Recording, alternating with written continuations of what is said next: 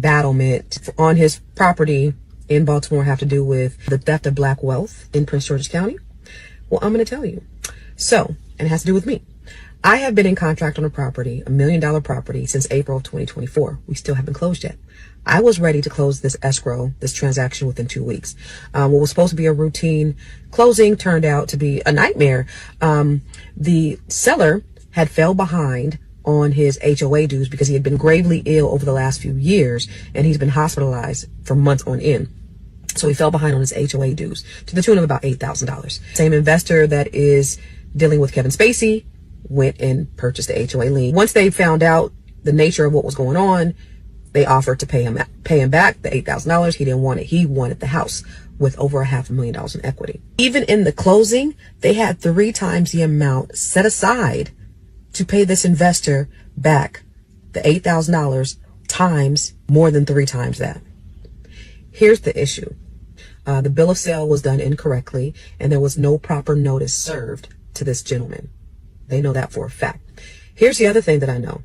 The same HOA attorney and the same investor are appearing in court on several properties in several communities all throughout the county. So not just the property that I'm purchasing, but other other communities. Same HOA attorney, same investor. So you got to wonder why. How is this investor getting access to all of these properties with the same HOA attorney? This investor hit the jackpot, just like he did with Kevin Spacey. He pays $8,000 and he gets $1 million property with over $500,000 in equity. So they go to court again in a couple of weeks. And if this investor wins, this poor, gravely ill gentleman gets put out on the street with no money, no equity that he's put into a property over the last 20 plus years. Even if he does win, this gentleman has the ability to appeal until he exhausts this poor old man and he gets the property that way. And this is not only happening to this man.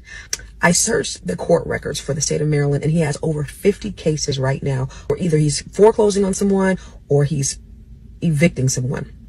And from what it looks like, some of these cases have been dragged on for years. I can imagine that someone or a few or several of those people in those cases were victims of predatory practices. So I need y'all to get this word out, because it's not just about this homeowner, but it's about the theft of wealth that's happening to people in this county that's gone unchecked. So please share, because these practices need to be stopped. Battle